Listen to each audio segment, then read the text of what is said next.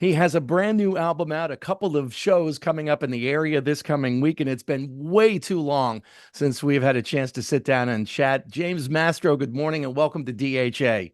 Well, thanks, Jim. Great to see you. The new CD is called Dawn of a New Error. Hold it up Yes. to the camera there. I feel like a late night talk show host, and it is error, not era, with a bad New Right. York accent. Your first solo album, when I'm going back through your discography, I'm thinking, no, there's got to have been one. And I think what got me confused, James, was because I always considered the Health and Happiness show really you and the other guys in the band. I always Right. thought of you. I mean, obviously, you were the front man and did a lot of the singing, but what's the Right. difference in something like Health and Happiness versus your own real solo album? Well, Health and Happiness Show, even though I was the songwriter, it was still a band. It was a gentle dictatorship, I'll say. But I encouraged everyone for their input. And they were great. And something like this where it's total solo album, I'm kind of there's no one else to blame but me. um, so that's kind of a big difference. Having, and I like being in bands, and now kind of created a band around this record. But when we were making it, it was just kind of me and Tony Shanahan bouncing off each other. So And you and Tony have a long history together, too. we do. So since Health and Happiness Show and Patti Smith, and so good friend. And it's cool to see Ian Hunter getting back out there as well. I know he's on the record as well. He is, and I for me it's a thrill because Mott the Hoople is the reason why I started playing guitar in the first place, and so to have him on one of my records finally is I'm done, I'm finished, I'm great. So, Interesting you say that Mott the Hoople was one of the reasons why you said, yeah, that's what I want to do, because we recently passed the 60th anniversary of the Beatles appearance on the Ed Sullivan Show for the first time. And for so many people, that was the moment of, yeah, I want to yeah. do that.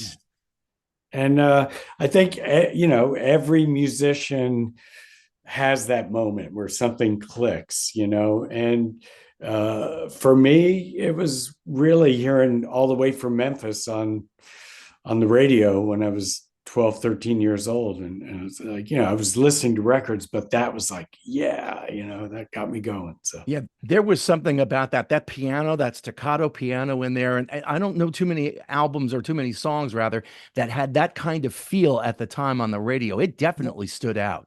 it was very unique. And, Ian's, who's become a good friend now, says the label told him they wanted that to be the single. He's like, what are you, crazy? No, no, no. And, he's like, luckily he was wrong. So, There are a couple of themes that are running through this new album, and I think they've been a part of your music in the past. Hope, redemption, there's a spiritual quality to it. And I don't know how religious you are, but there's definitely a religious feel to some of these songs on the record, including My God, which the video, I just saw the official video the other day. The lyrics to that song are incredibly powerful. well, thanks, Jim. Spiritual might be a better word. And, uh, yes, but it boils down basically to right and wrong. What is good, what is bad. And I feel everyone should be entitled to their own beliefs, spiritual, whatever, as long as they're not hurting someone or and just try and do the right thing. Treat people the way you want to be treated. So yeah, I was brought up in a very religious family, so that rubbed off. But I try, having traveled so much too, you see a lot more, and you just try and keep an open mind for what other people believe. And I think that's been a part of your music for a while now. I mean, you even go back to some of the early Bongos records, and I think Richard wrote Bulrushes, but I mean the biblical overtones in that one. What was the other one? Numbers with Wings definitely Yeah. had it as well. So it's been a part of your music for quite some time.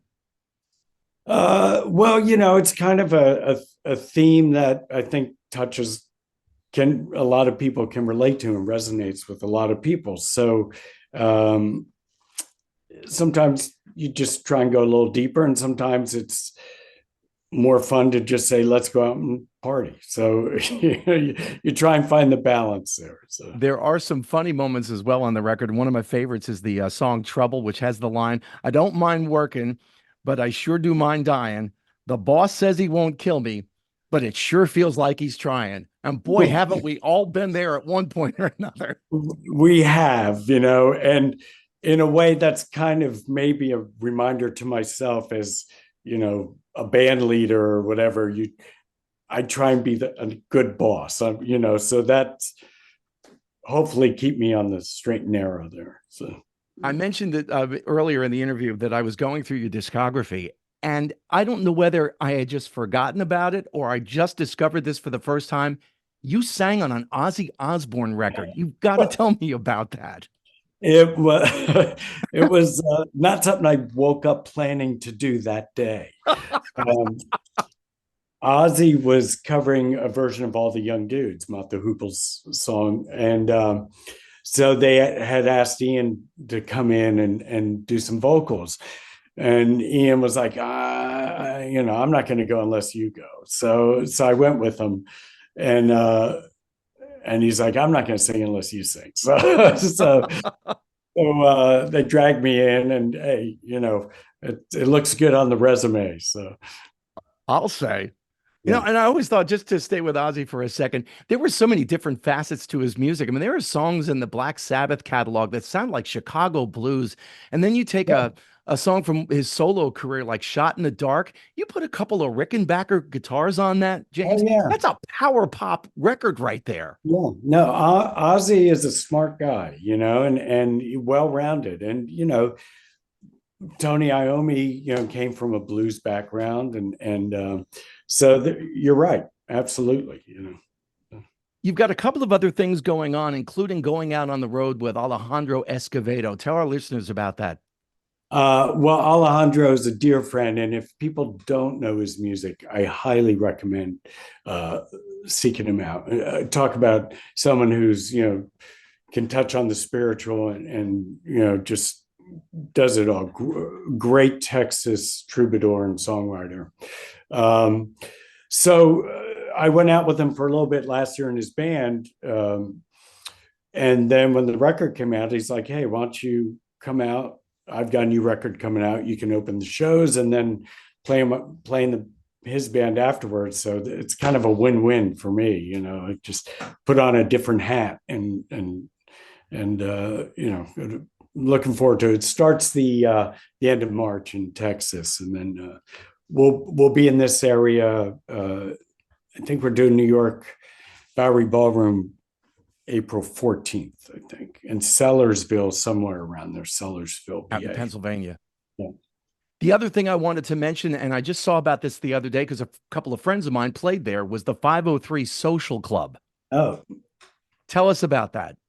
well, just because I really don't like sleeping at all, this little kind of garage space opened up here in Hoboken, and a friend of mine told me about it. It was available, so I went and looked at it, and I was like, okay, I've got a lot of musician friends, a lot of artist friends, and it's getting harder and harder to find places to exhibit your work or show play. So I rented this space, and we've started doing acoustic shows there, and some artwork galleries and receptions, and it's been great. I mean, and to be honest, it's very selfish on my part because I get to see all my friends' work up close, so it's really my private little thing, and but people have been coming, so it's a nice payback so far. In addition to your new album, I've had you on my mind lately because I went back and I dug up the first Richard Lloyd album, Alchemy.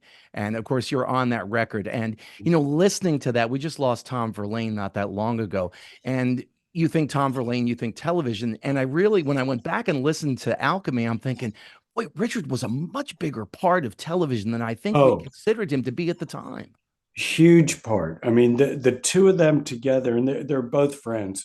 The the two of them together, it was so orchestrated and so well thought out, and both two of the best guitar players on the planet, truly. And so yeah, you wouldn't have had television without Richard Lloyd or without Fred Smith, the bass player, or without Billy, the drummer. It was a very unique, special band. And, as I was thinking about them, I went back to Big Star, which I always thought immediately Alex Chilton. And then there's that documentary that came out a couple of years ago, and you realize, wow, Chris Bell, he was a much, much bigger part of that band than I think we gave him credit for at the time. Huge. And I think a lot of this early Big Star songs, people think it's Alex, but it's Chris, And again, if listeners aren't aware of Big Star, they really, some of the most perfect pop songs you'll ever hear,